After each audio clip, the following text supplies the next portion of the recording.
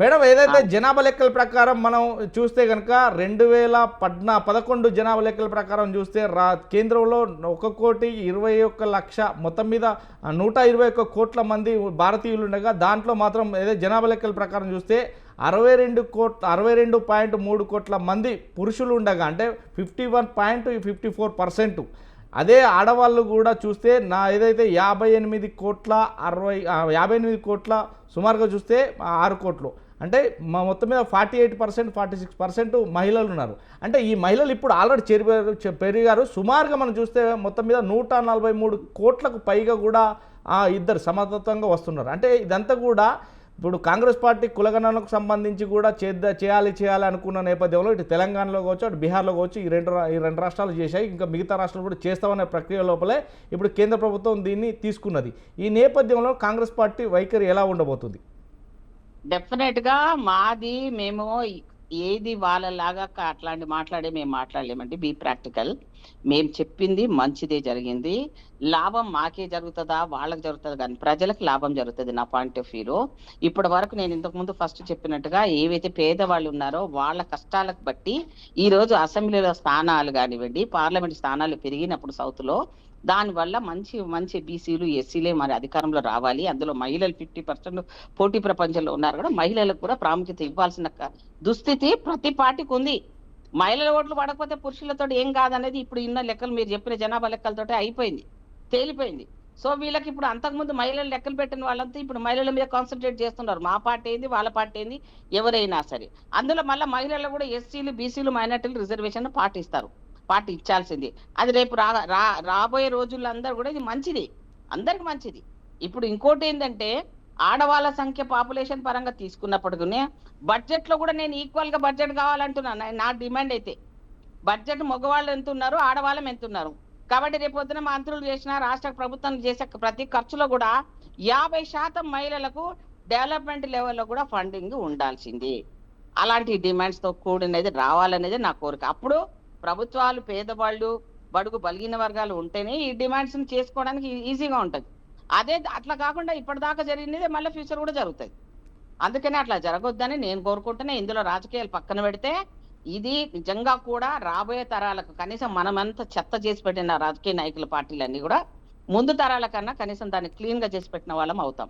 ఈ రోజు భారతదేశంలో ఉన్న పిల్లలంతా దేశ విదేశాలకు పోయి కష్టాలు పడుతున్నారే, అవన్నీ లేకుండా ఈ దేశం ఇంత మంచిగా పెడితే ఈ 10-11 ఏళ్లలో వాళ్ళకి ఎంప్లాయ్మెంట్ ఉండుంటే ఈ రోజు ఆ పిల్లలు అక్కడ పోయి అమెరికాలో పోయి అట్లా కాళ్లకు సంకళ్ళు వేయించుకొని పారిపోవాల్సిన రావాల్సిన దుస్థితి ఉండదే. ఇవన్నీ అవసరమా మనకి? అందుకనే అదే రావాలి. మతాలు పక్కన పెట్టి మనకు రావాల్సిన ఈ మతాలు కులం అనేది గట్టిగా తెలిస్తే చాలా వరకు బాగుంటుంది అనేది నా కోరిక. వెంకరెడ్డి గారు, ఏదైతే 2011 కుల జనగణనకు సంబంధించి అప్పుడు 121 కోట్ల మంది పైచిలుకుంటే ఇప్పుడు మాత్రం అంటే గడిచిన 13 సంవత్సరాలలో 22 కోట్ల మందికి పైగా ఉన్నారు. ఈ నేపథ్యంలోనే అంటే కులగణన ప్రకారంగా ఏ కులాలు ఎక్కువ శాతం ఉంటాయి అనేది మీరేమన్నా అంచనా వేసి చెప్పగలగరా? ఇప్పుడు ఒకటే రాజమౌళి గారు, మీరు చెప్తున్నటువంటిది ఏదైతే ఉందో అది కూడా నేను నమ్మను. ఎందుకంటే ఒక అంచనా, ఒక సైంటిఫిక్ క్యాలిక్యులేషన్లని చేస్తున్నారు. పర్సంటేజ్ జనాభా లెక్కలకు సంబంధించినటువంటి సైంటిస్టులు చెప్తున్నది అని. ఇప్పుడు రేపు రాబోయేది కరెక్ట్గా పాయింట్ టు పాయింట్ ఇంటింటికి తిరుగుతారు, సమాచారాన్ని సేకరిస్తారు.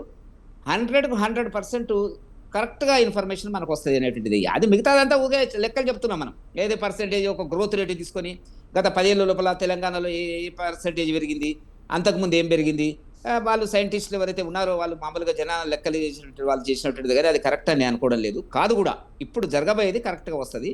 వచ్చిన ప్రకారంగా పురుషులు ఎంతమంది, స్త్రీలు ఎంతమంది, వాళ్ళ రకరకాలుగా మనకు సమాచారం వస్తుంది.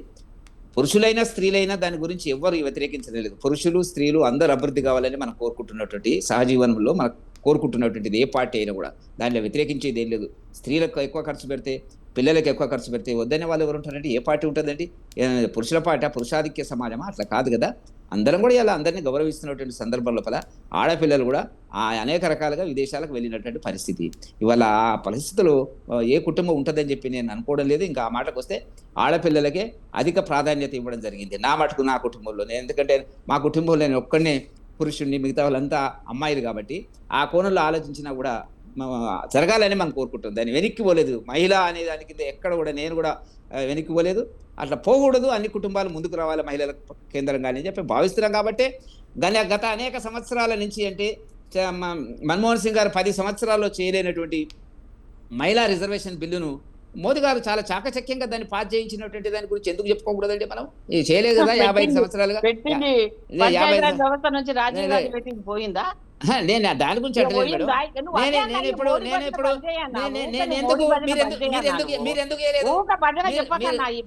మీరు రాహుల్ గాంధీ భజన బంద్ చేయి. రాహుల్ గాంధీ భజన కాదు, మీరు మహిళలకు రిజర్వేషన్ ఇవ్వలేకపోయారు. మీరు మేము ఇచ్చిన 33% రిజర్వేషన్ రాజీవ్ గాంధీ ఇచ్చిండు, మీరు ఇచ్చిండ్రా? 33% మీరు పెట్టినా అవి కర్తూమే అది చేస్తే మీరు చేసిండ్రా? ఎన్టీ రామారావు వచ్చినాక చేసిండు. ఎన్టీ రామారావు వచ్చినాక చేసిండు. మోదీ దగ్గర పెట్టకన్నా, ఎన్టీ రామారావు గారు వచ్చినాక ఆస్తి ఎక్కువ చేసిండండి. అంతవరకు ఏం చేసిండు? మోదీ దగ్గర ఆగకు. అది మీరు అట్లా కాదు మేడం. మీరు మాట్లాడితే మంచి చేసింది, మంచి చెప్పు, మంచి చెప్పినా కదా, ఎవరు చేసినా కదా, మేము అన్నా కదా. మీరు ఏకపక్షంగా మాట్లాడతారు. మాది ఒకటే స్టాండ్ ఉంటది, ఒకటే దేశాన్ని మొత్తం ఉద్ధరించిన ఒకటే పార్టీ, ఒకటే సిద్ధాంతం. అది ఒకే పార్టీ, ఒకే సిద్ధాంతం. పార్టీ మాట్లాడకండి. మోదీ పేరు చెప్పించకుండా ఎందుకు మాట్లాడండి? చేసిన కాడికి చెప్తామండి. మోదీ చేసిన కాడికి చెప్తాము. ఎందుకు చెప్పాడు? ఎందుకంటేనే ఉన్నావు, మీరు అంటేనే ఉన్నారు. మోదీ అంటే మీకు ఎందుకు భయం అండి? ఎందుకు భయం అండి? భారత ప్రధాని, భారత ప్రధాని, భారత ప్రధాని అయినా, భారత ప్రధాని మీరు గుర్తుపెట్టుకోండి. ఉన్నారు, ఎక్కడ పోయినారు? వెతకాలి ఇప్పుడు వాళ్ళని. వెతకాలి అంటున్నా. మేడం ఒక్క నిమిషం, మేడం ఒక్క నిమిషం. వెంకటరెడ్డి గారు మీరు కన్ఫ్యూజ్ చేయండి. వెంకటరెడ్డి గారు, మేడం ఒక్క నిమిషం, మేడం మీరు ఒక్క నిమిషం, మేడం ఒక్క నిమిషం. మేము మాట్లాడితే వెంకటరెడ్డి గారు, వెంకటరెడ్డి క్లోజ్ చేసినాక మీరు మాట్లాడదు. లేదే 3 రాష్ట్రాలకు, 3 రాష్ట్రాలకు పరిమితమైంది. మూడు రాష్ట్రాలు ఎన్ని పోతాయో చూడండి. 3 రాష్ట్రాలు ఎన్ని పోతాయో చూడండి. అమలు అయిపోయి ఊకో. మరి ఏం మాట్లాడతారండి? మరి వెంకటరెడ్డి గారు, అవే గాయమనంటే కదా అంటారు. వెంకరెడ్డి గారు, పుష్పలీల అడిగిన దాని గురించి ఒక చిన్న ఒక్క నిమిషం మేడం. మేడం ఒక్క నిమిషం, నేను మాట్లాడుతుంటే వెంకరెడ్డి గారు, పుష్పలీల అడిగినట్టే అప్పుడు రాహుల్ గాంధీ గారు చెప్పవచ్చు, లేకుంటే కాంగ్రెస్ పార్టీ అప్పుడు అధికారంలో ఉన్నప్పుడు 33% కాంగ్రెస్ పార్టీ అప్పుడు ఇచ్చింది యూపీఐ ప్రభుత్వం. కానీ మోడీ వచ్చిన తర్వాత మహిళలకు మాత్రం ఆ పర్సెంటేజ్ ఇస్తలేరు. మీరు ఎంత ఇచ్చారు చెప్పంటారు, దానికి మీ సమాధానం? మొత్తం దేశంలో అన్ని పార్టీ అసలు మహిళలకు రిజర్వేషన్ వ్యతిరేకించేదే మా పార్లమెంట్ లో కాంగ్రెస్ పార్టీ. మేము ఆ మాత్రమే ఇవ్వగలిగినాం. ఎందుకు చేయలేదు బిల్లు? ములాయం సింగ్ మన బీహార్ ముఖ్యమంత్రి వాళ్ళు అడ్డం పడ్డారు. మీరు నిజంగా ఇవ్వాలనుకున్నా వాళ్ళు అడ్డం పడ్డారు. అది నేనది కేంద్ర ప్రభుత్వంలో మీకు ఉండేటువంటి దాంట్లో లేదు, రాంగ్ అన్ని మాట్లాడుతున్నారు. మేడం మీరు కంటిన్యూ చేయండి. మేడం మీరు చెప్పండి. 33% వినండి. అన్న మాట్లాడిన దానికి నేను కొన్ని మాత్రమే వింటా కానీ అన్ని వినను. నేనేమంటున్నా, స్వాతంత్రం తెచ్చినప్పటి నుంచి నేషనల్ లెవెల్లో, హై లెవెల్లో దీర్ఘకాల ప్రయోజనాలు చేసింది కాంగ్రెస్ పార్టీ. నువ్వు అవునన్నా కాదన్నా, నువ్వు ఒప్పుకున్నా ఒకపోయినా అదే జరుగుతుంది అంతే. ప్రజలకు తెలిసిపోయిందన్నా, ఇంతకుముందు అమాయక ప్రజలం కాదు. ప్రతి ఒడికి సెల్ ఫోన్లో ప్రపంచం అంతా చూస్తున్నారు. సో ఎవరు ఏదొచ్చినా సోషల్ మీడియాతో ప్రపంచం అంతా తెలిసిపోతుంది మంచి ఏంది చెడు అనేది. నువ్వు నేను తిట్టుకున్నా రేపు పొద్దుగా లేచి ముఖాలు చూసుకునేటారు. మనకు వచ్చేది ఏం లేదు. ఏది మాట్లాడినా ఇప్పుడన్నా జనాల గురించి మాట్లాడితే మనం చేసేది పేరు అయితే వ్యక్తిగత భజనలు బంద్ చేసి నేను కానీ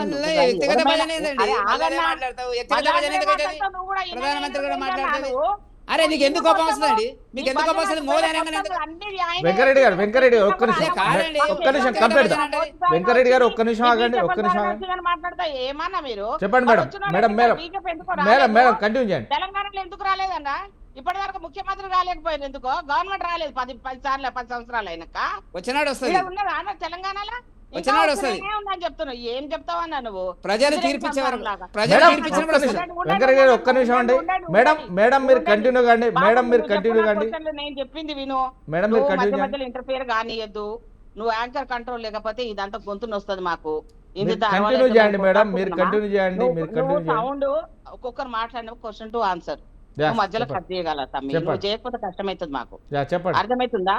నువ్వు మోదీ భజన, నేను ఆ భజనలు వద్దు మాకు. ప్రజలకు కావాల్సిన సంక్షేమాన్ని గురించే మాట్లాడాలి అంతే. నేను అదే మాట్లాడతా. అది ఆయనకు నచ్చిందా, ఎవరికి నచ్చినా నేను అదే మాట్లాడతా. నేను చెప్పింది మాత్రం ఇప్పుడు జరిగేది మంచిది. అది ఎవరు చేసినా దాన్ని యాక్సెప్ట్ చేయాలా. దానికి సంబంధించినందుకు మీ ఛానల్ ఈ రోజు నేను థ్యాంక్స్ చెప్తున్నా. మంచి సబ్జెక్ట్ తీసుకున్నారు. మా ముఖ్యమంత్రి గారు కూడా ఇప్పుడు కేబినెట్ లో నిర్ణయం అయిపోతుంది. ఎవరికి పేదవారికి ఇల్లు ఇవ్వాలా, ఎవరికి లాస్ట్ వరకు ఇల్లు లేని వాళ్ళు ఉన్నారో కరెక్ట్ గా చేస్తాము. అందరూ కూడా రాకపోతే గ్రామాల్లో కూడా వాళ్ళ మీద అధికారులు కూడా చర్యలు కూడా ఉంటాయి. అంత ఇంతకుముందు జరిగినట్టు అవకతవకలు జరగడానికి వీలేదు. పార్టీలకు అతీతంగా ప్రజాసేవ చేస్తేనే ఈ దేశంలో ముందుకు పోతారు అందరు. అంతే, దట్స్ ఇట్. ఒక్క నిమిషం. సో ఏదైతే మొత్తం మీద వెంకరెడ్డి గారు లాస్ట్ కంప్లీట్ చేయండి ఒక్క నిమిషం. ఈ నేపథ్యంలో ఏదైతే కులగణన సర్వేకి సంబంధించి కావచ్చు, ఇటు తెలంగాణ అటు బీహార్ కూడా చేపట్టాయి. దీంట్లో మాత్రం ఏదైతే కులగణనకు పోయినప్పుడు వారి ఇల్లుకు సంబంధించి కావచ్చు, వారి భవిష్యత్తుకు సంబంధించి కావచ్చు, వాళ్ళు ఉద్యోగస్తులా కాదా, కులగణనకు సంబంధించి ఏ కులస్తులు ఏందని. కానీ ఇప్పుడు బట్టే కులగణనకు సంబంధించి కేంద్ర ప్రభుత్వం తీసుకున్నటువంటి కులగణన లోపల ఎన్ని అంశాలు ఉంటాయని మీరు అనుకుంటున్నారు? ఒక్కటి రాజమౌళి గారు, తెలంగాణలో రేవంత్ రెడ్డి గారు తీసుకున్న కులగణన అనేటువంటిది రాజకీయ వ్యూహాత్మక చేసినటువంటిది తప్ప నిజంగా అది అమలు చేసేటువంటి పరిస్థితి లోపల ఇవాళ ఏమైందండి? ఇప్పుడు మళ్ళీ ఎన్నికలు అంటున్నారు, ఆగస్టులో ఎన్నికలు అంటున్నారు. ఏ పర్సెంటేజ్ ఇస్తారో చెప్పమనండి వెనకబడిన వర్గాలకు, చెప్పమనండి. గేమ్ నాటకం ఆడుతున్నారు అంతే. భారత ప్రభుత్వం చేసేటువంటి కులగణన మళ్ళా మధ్యన మాట్లాడుతుంది. మీరు మధ్యన మాట్లాడుతుంది. మళ్ళీ మీరు మాట్లాడతారు. చేసి ఏమైంది? కర్ణాటక మీరు కాదు,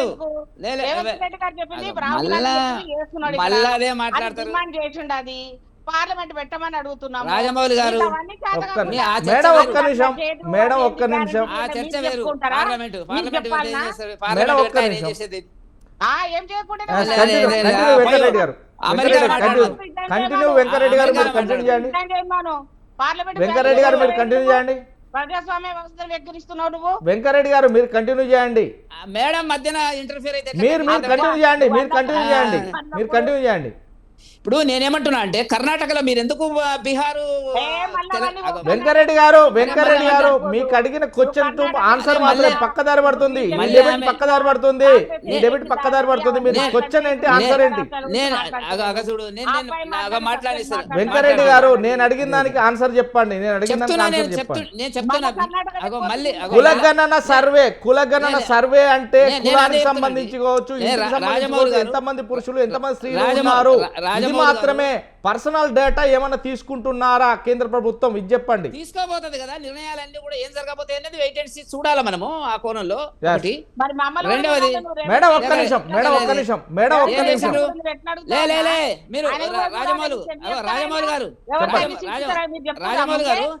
మీరు రాజమౌళి గారు నేను మేడం స్టేట్ అడుగుతున్నా, కులగణన వేసి ఏ కులం ఎంత ఉన్నదో పర్సెంటేజ్ చెప్పిండా రేవంత్ రెడ్డి గారు ఇప్పటికైనా పబ్లిష్ చేసిండా చెప్పమనండి. అరే నువ్వు ఇచ్చినావా? ఏది దళితులు ఎంత చెప్పిండా? చెప్పలే. ముస్లింలను తెచ్చి మాట్లాడతారండి మీరు మాట్లాడేదానికి. రాజమౌళి గారు మిమ్మల్ని అడుగుతున్నా, మీరు చెప్పండి ఏ కులం ఎంత అని చెప్పిండా?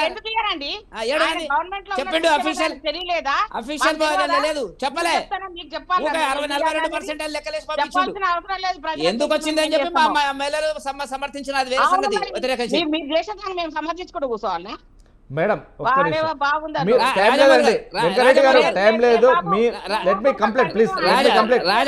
రాజమౌళి గారు మేడం నేను మిమ్మల్ని అడుగుతున్నా. రాజమౌళి గారు మేడం అడుగుతలే నేను. మీరు మొన్న చేసినటువంటి రేవంత్ రెడ్డి గారు తెలంగాణలో చేసినటువంటి సర్వేలో ఏ కులాల వారిగా ఎంత జనాభా ఉందో చెప్పిండా? చెప్తే నేను తప్పని ఒప్పుకుంటా, ఇక్కడ ఓపెన్ ఒప్పుకుంటా. అబ్బా చెప్తారులేండి, అది కూడా సమయం అయిపోయా. మరి అయిపోయా, కథం అయిపోయా. ఏం నమ్మకం ఉంది? నమ్మకం ఉందా? నువ్వు చేసినా చెప్తున్నావు కదా, చెప్తున్నారు కదా మీరు. ఆలోచనే రాలే కదా. మేడం ఒక్క నిమిషం, టైం లేదండి. మేడం ఒక్క నిమిషం. మీరెందుకు చెప్తాం? మీకు వెంకరెడ్డి గారు మీరు